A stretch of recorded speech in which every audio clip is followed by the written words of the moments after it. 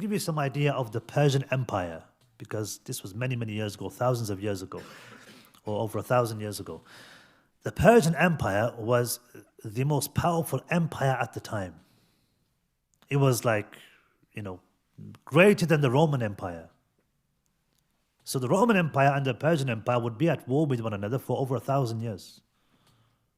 There was constant war between them.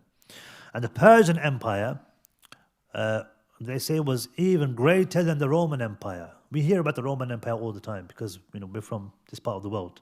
So we hear about the Roman Empire. People study the Roman Empire in schools and in history. We don't really read much about the Persian Empire. The Persian Empire began in the 6th century BC, before Christ, before the birth of Isa alayhi salam. 6th century, 600 years before. And it ended in the 7th century, so over 1,000 years. An empire that stretched over 1,000 years. And some say it was even longer than this, maybe around 1,300 years. A huge empire.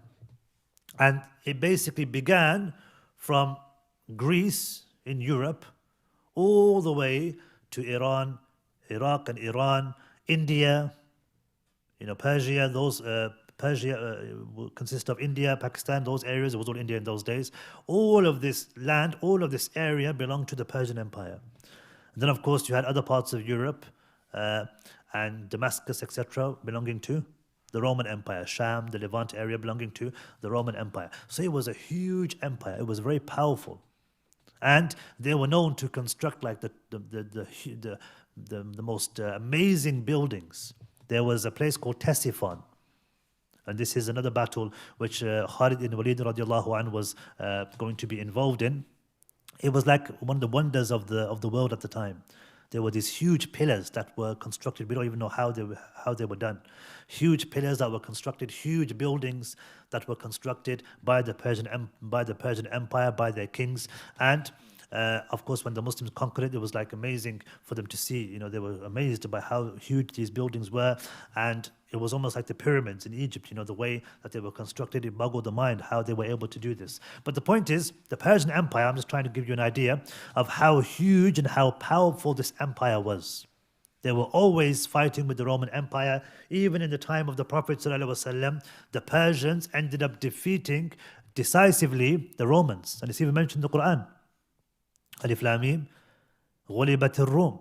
The Romans have been defeated in the lowest part of the land, referring to the Persian Empire, defeating the Romans in a specific battle. And it was a huge victory for the Persians. The point is, it was something which was, it was a huge empire at the time. In the time of the Messenger of Allah ﷺ, it had been around for many, many centuries. And as a result of the dua of the Messenger of Allah ﷺ, the Persian Empire basically crumbled. So a letter was sent to the Persian leader, the Kisra of Persia, the king of Persia, and the king was insulted. He ripped up the letter of the Prophet ﷺ. When news came to the Prophet ﷺ, he said, may Allah rip up his kingdom. May Allah rip up his empire. And a short time later, the son of the king rebels and conspires to kill his own father. He imprisons his own father and kills his own father. And then he kills the son. He ends up killing any male relatives that he has that might be a threat to his kingship.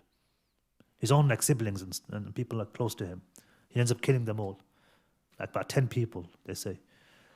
And of course, when you do this, you just isolated yourself as well. You don't even have that much support anyway. And they say he was the leader for a few months, maybe 6-7 months, and then he himself was killed, and the Persian Empire, as the Prophet ﷺ had predicted and had said, it basically was torn to pieces, torn to shreds, and this was the dua of the Prophet ﷺ coming to fruition when it came to the Persian Empire and the end of the Persian Empire.